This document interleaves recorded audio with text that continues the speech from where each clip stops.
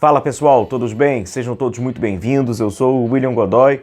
Esse vídeo tem um patrocínio da 1xBet, que é uma empresa bookmaker que garante a vocês grandes ganhos e pagamentos rápidos. Temos aqui o nosso cupom promocional e exclusivo para vocês inscritos aqui no nosso canal, que é Godoy1x. Para se cadastrar é muito fácil, o link está na descrição do vídeo, também no nosso comentário aqui fixado.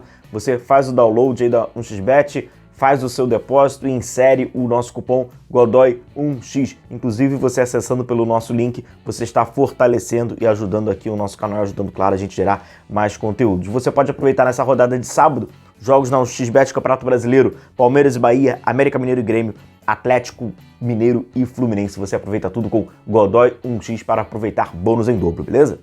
Bom, galera, vamos lá. A gente vai acabar passando bastante pelo aspecto da renovação, né? E essa condição de renovação do Flamengo, o que na verdade é o problema de renovação do Flamengo. O problema de renovação que o Flamengo hoje tem, a renovação no sentido de estar renovando esses contratos e renovação quando a gente olha de uma forma, né, mais macro, né, sobre a renovação do elenco. Qual é o grande problema nesse aspecto de renovação do Flamengo?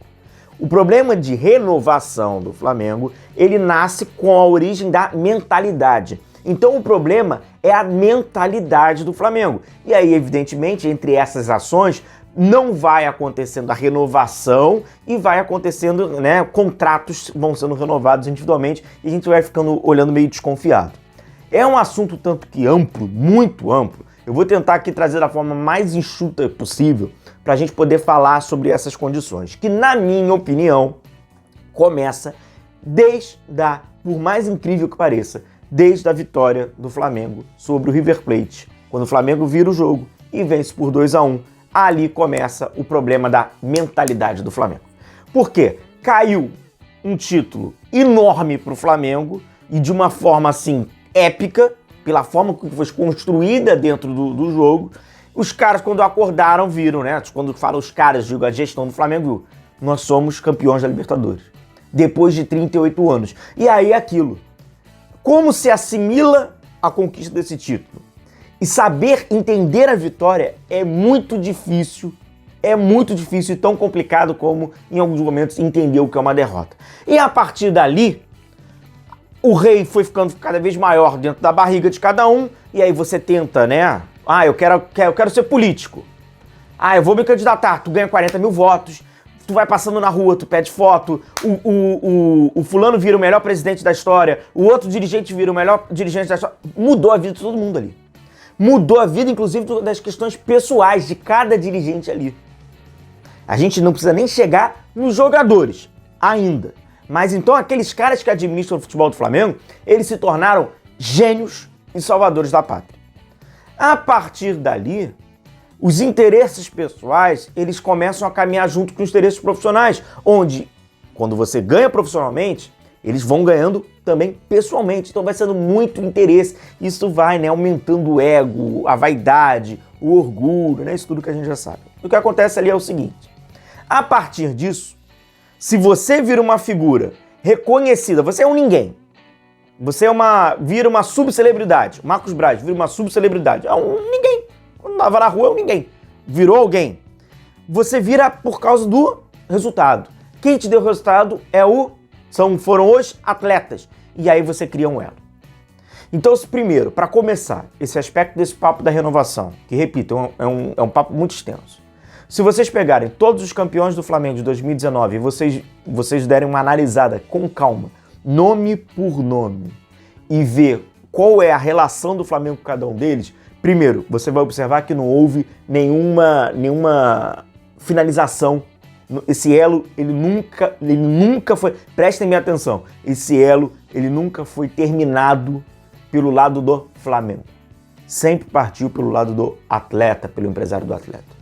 Desde Diego Alves e Diego Ribas, renovações bizarras que acabaram acontecendo ao longo dos últimos anos, até os que foram vendidos.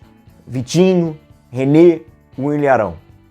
René, Vitinho e o Ilharão, eles saíram do Flamengo porque eles quiseram sair do Flamengo e os empresários deles trouxeram, né, boas ofertas, financeiramente foi bacana para eles e ali foi uma oportunidade profissional e eles tinham mais pressão do que outros, não era tão confortável assim para eles e eles quiseram. Se não, a gente não sabe o que iria acontecer. Exceto a garotada, que faziam parte ali.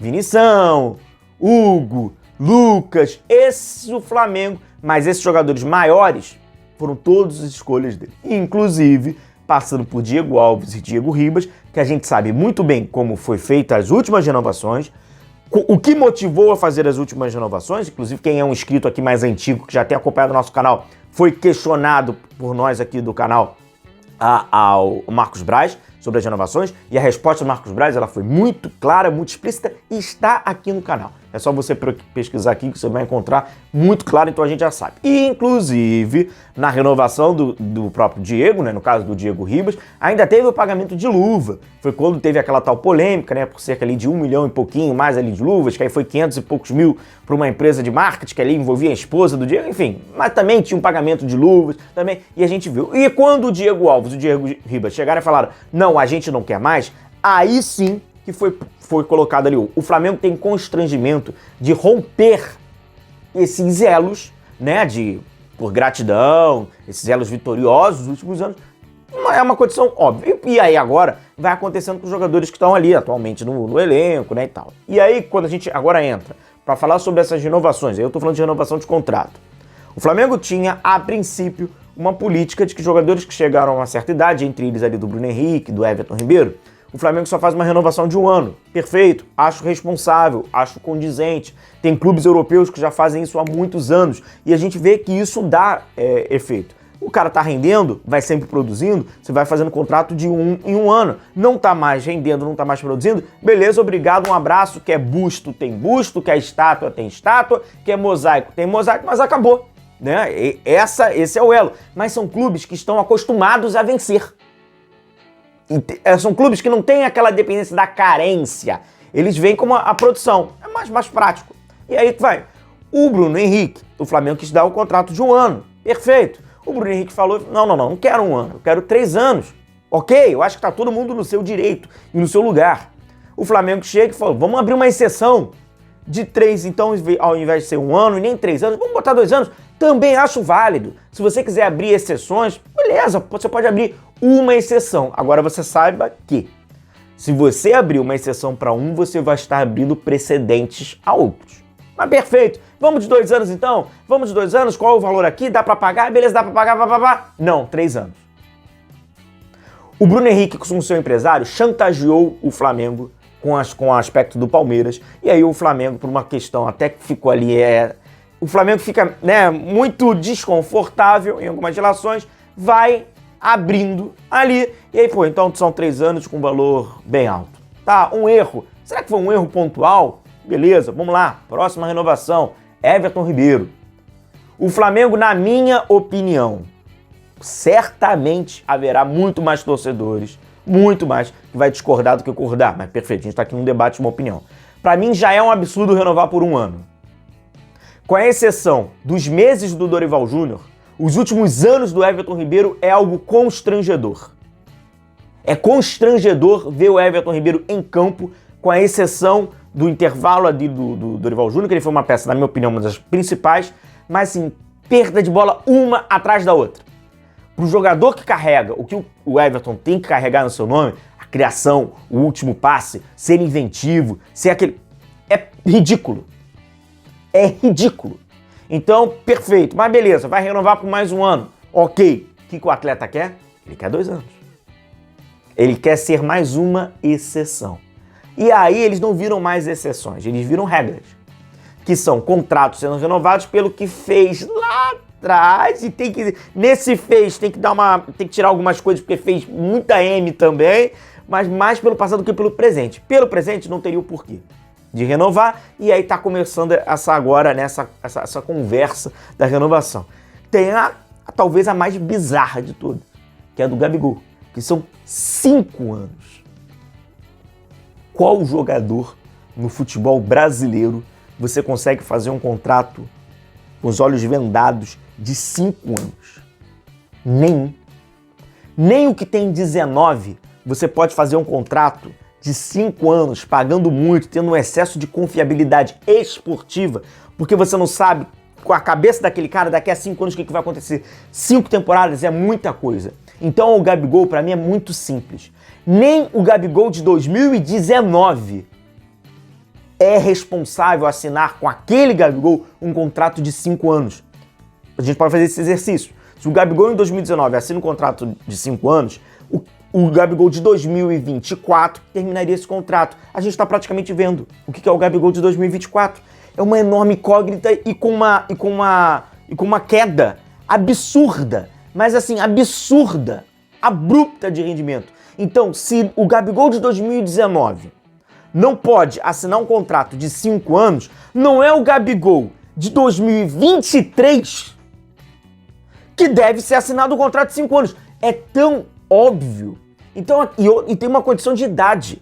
O atleta está com 27, vai acabar o seu contrato próximo a 32 anos. Então, assim, é completamente irresponsável esse contrato, esses anos de contrato, falando de 5 anos. Gente, eu não estou nem levando em consideração em nenhuma dessas análises, eu estou levando em consideração o salário do cara, porque eu não estou querendo precificar aqui ninguém. Porque se nós levarmos ainda em consideração salário de Bruno, salário de Gabigol, salário de Everton Ribeiro e fazer aquela equação do que se paga e o que se entrega, a gente nem precisa disso. E aí, né, até acabou viralizando os números, né, dos caras.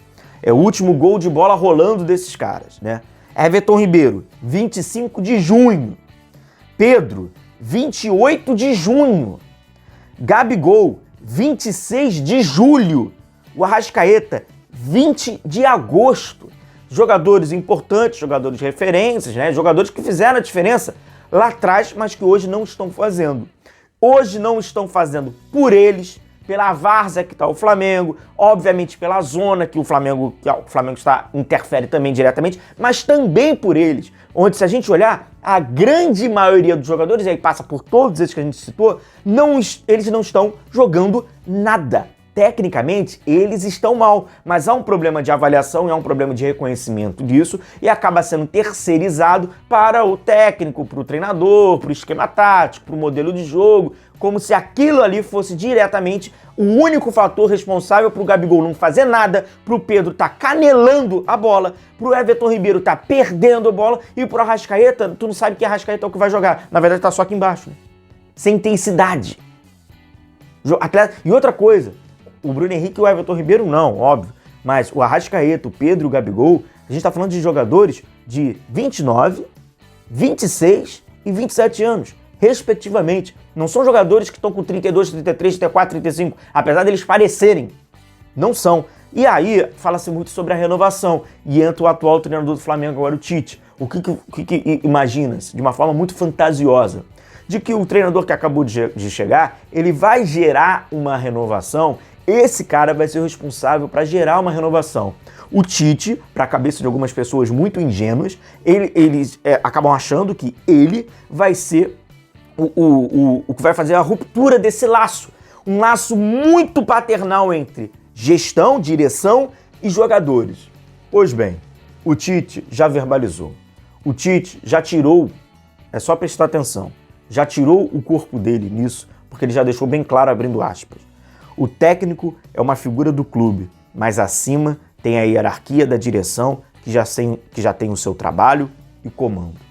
Pois então, galera, para quem estava com alguma ilusão de que o Tite seria e nem é papel do treinador chegar e promover sozinho, motivado unicamente pelas suas observações e agora esse trabalho inicial, fazer uma reformulação, não, porque já está impregnado, já está contaminado dentro da gestão do Flamengo e dessa forma hierárquica que a gente vê no departamento de futebol do Flamengo, porque a hierarquia tem que estar em aspas, porque muitas das vezes o técnico ele nunca esteve acima do elenco do Flamengo, ele esteve abaixo, ele era praticamente, o técnico do Flamengo tem que ser praticamente o subserviente desses jogadores que são praticamente sócios desses diretores do Flamengo. Então, inclusive, tiveram treinadores anteriores, mas certamente impopulares, porque não usava o jogador como queria, não estava encontrando o esquema tático ideal, não estava vencendo, que tentou fazer reformulação, mas não tinha tamanho para isso.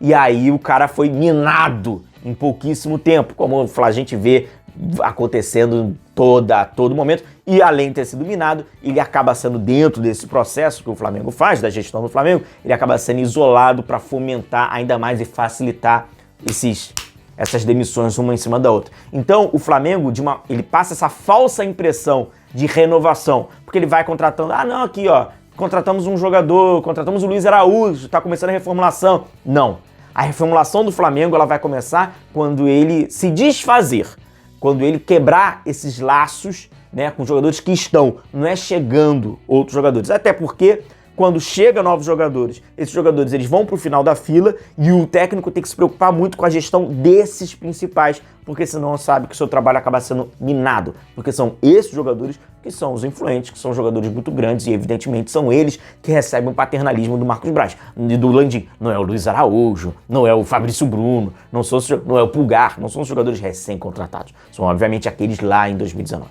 Um grande abraço a todos vocês, continue se cuidando, a gente vai se vendo por aqui, um abraço a todos, tchau, tchau.